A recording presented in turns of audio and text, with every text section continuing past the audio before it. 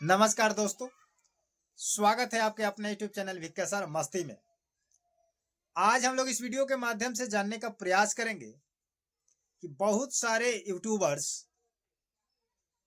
सारे लोग ऐसे हैं, मेरे भाई के जैसे हैं, बट यूट्यूब पर ऐसे कुछ दिखा रहे हैं एसआईआर को लेकर, नागरिकता को लेकर, कि जो 1987 के पहले का पैदाइश है तो उनको कौन सा डॉक्यूमेंट देना है, और डॉक्यूमेंट को लेकर के और साल को लेकर के, पैदाइश को लेकर के, मतलब किसी को जन्म को लेकर के ऐसा बात बताया जा रहा है जिससे क्या है, पब्लिक कंफ्यूज है कि क्या करे और क्या नहीं करे। तो ऐसा ऐसा बात बताया जा रहा है जिसके वजह से ना किसी को क्लियरेंस हो रही है, और बहुत सारे लोग ऐसे हैं कि ऐसे ऐसे मतलब किसी का भी न्यूज सुन करके और परेशान है और कमेंट कर रहे हैं। तब जाकर के हमको ये कदम उठाना पड़ा है कि आप लोगों को मैं क्लियर आपको बता दूं कि आपके साथ क्या होने वाला है, और जो पूरे देश में होने जा रहा है या हो रहा है, या जो बिहार में हुआ वो आखिर क्या था, उसके पीछे की जानकारी क्या है, आप लोगों को पता नहीं है। क्योंकि सभी लोग कानून की प्रक्रिया को नहीं समझ पाते हैं, कानून की जानकारी नहीं रख पाते हैं। जो कम पढ़े लिखे लोग हैं वो भी इसके चक्कर में नहीं पड़ते हैं। कम पढ़े लिखे हैं, 4th 7 8 5 10 तक ले 9 तक पढ़े और जाकर के अपना कहीं रोजी रोजगार कर रहे हैं। उन लोगों को ऐसे ऐसे बात बताकर घन चक्कर में डाल करके कि जो बाहर रह रहे हैं उनके लिए ऐसे हो जाएगा, बाहर जो रह रहे हैं उनके लिए ऐसे हो जाएगा, जो 1987 के पहले के हैं उनको ये देना होगा, बाद के हैं तो वो देना होगा।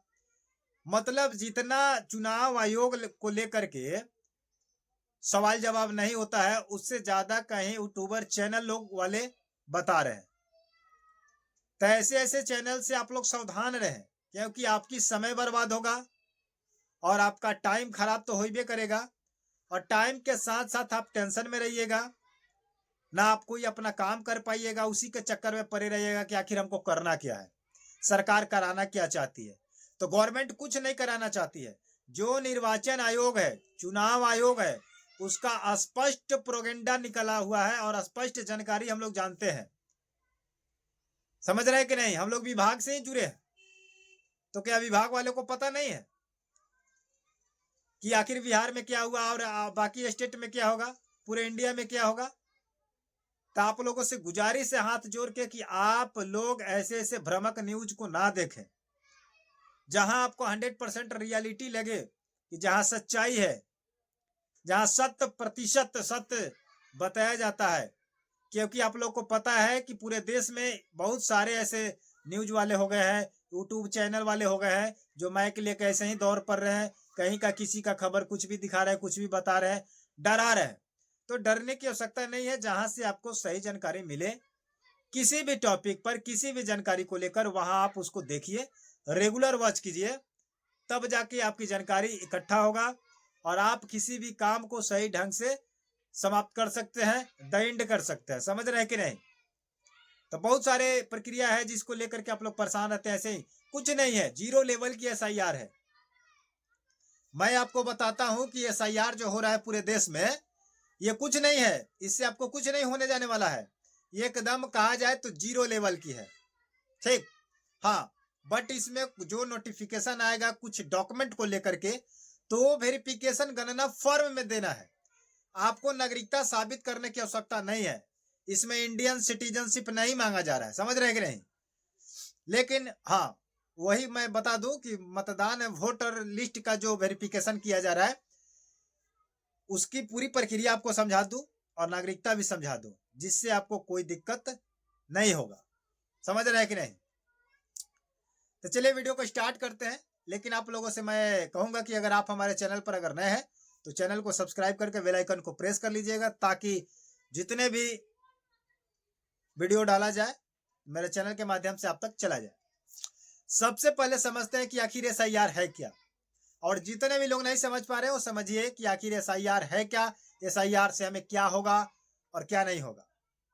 तो मैं आपको बता दूं स्पष्ट क्लियर कि एसआईआर यानी कि स्पेशल इंटेंसिव रिवीजन, इसका मतलब हुआ हिंदी में मैं आपको बता दूं कि विशेष गहन पुनरीक्षण, यानी कि मतदान सूची का, मतदाता सूची का जांच करना।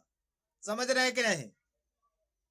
एक जनगणने के तौर पर होता है, जैसे जनगणना होता है पूरे देश का कि आखिर हमारे देश की आबादी क्या है, हमारे बिहार की आबादी क्या है, हमारे यूपी की आबादी क्या है, हमारे पंजाब की आबादी क्या है, तो उसको एक जनगणना के रूप में जैसे जांच किया जाता है और लिख करके जाता है कि हमारे देश में कितने जन्मे व्यक्ति हैं, कितने भी वर्तमान में प्रेजेंट हैं, और कितने लोग डेथ कर गए, कितने लोग अपने देश को छोड़कर चले गए।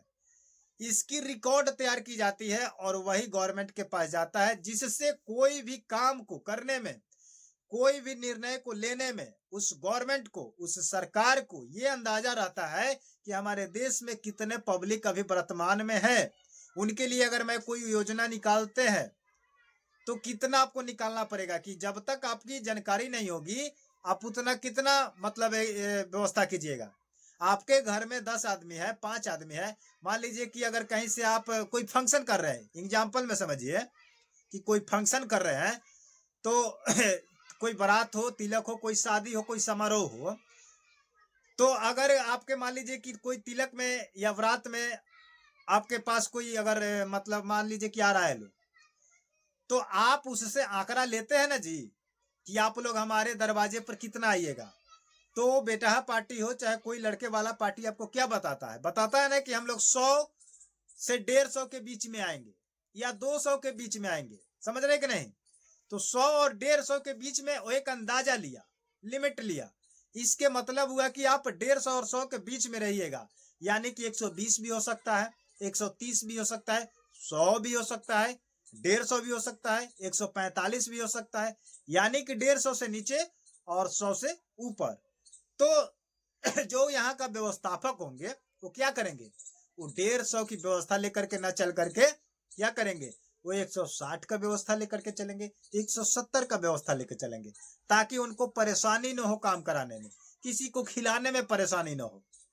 वही है आपका केंद्र का जो काम SIR हो रहा है, वही एक डाटा रिकॉर्ड होता है जिसमें पता गवर्नमेंट को चलता है कि हमारे देश में कितने लोग हैं, कितने लोग मर चुके, कितने लोग देश को छोड़ के चले गए। तो यही मतदाता सूची का काम है SIR को, निर्वाचन आयोग को, कि किसी भी स्टेट में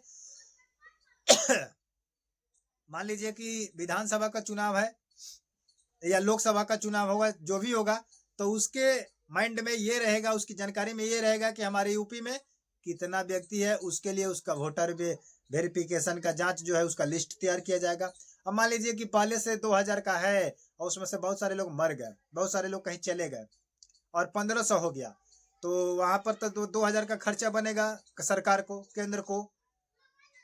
तो 2000 का खर्चा ना करके वो 1500 का खर्चा किया जाएगा तो अच्छा होगा कि नहीं होगा? तो इसीलिए उसको जांच किया जा रहा है कि कितने लोग अभी हैं, कितने लोग नहीं है, कितने लोग जुड़ने वाले हैं। समझ रहे कि नहीं? तो इससे एक स्पष्ट रूप से एक आंकड़ा मिल जाती है सालों सालों से, ताकि उस पर काम किया जाए। कोई भी काम किया जाएगा तो उनको पता रहेगा कि हमारे क्षेत्र में कितना व्यक्ति है, उसके लिए हमको क्या करना होगा, कितना कोई योजना निकालना होगा, किसी को कुछ देना है तो कितना देना है, एक लिमिट है, पता चल जाती है। लेकिन बाद बाकी आप लोग को जितना भी बताया जा रहा है कि 87 के पहले का जन्म हो, पीछे का जन्म हो, ये सबसे कोई लेना देना नहीं है। आपके पास आधार कार्ड है, पैन कार्ड है, सब कुछ ओके है, इस सबसे कोई लेना देना नहीं है। सिर्फ आपके पास BLO वाला फॉर्म जाएगा और फॉर्म को भर करके जमा कर दीजिएगा। इससे आपका सूची में नाम चला जाएगा और आपका मेरे वोटर लिस्ट में नाम रहेगा और आप मतदान कहीं भी स्वतंत्र रूप से आप अपने राज्य में कर सकते हैं। जिस बूथ लेवल पर आपका होगा वहाँ कीजिएगा, ठीक है? आप स्वतंत्र है, जिनको देना होगा दीजिएगा। लेकिन बाकी जितना भी गुमराह न्यूज है उस सबसे बच के रहिए। मिलते हैं नए वीडियो।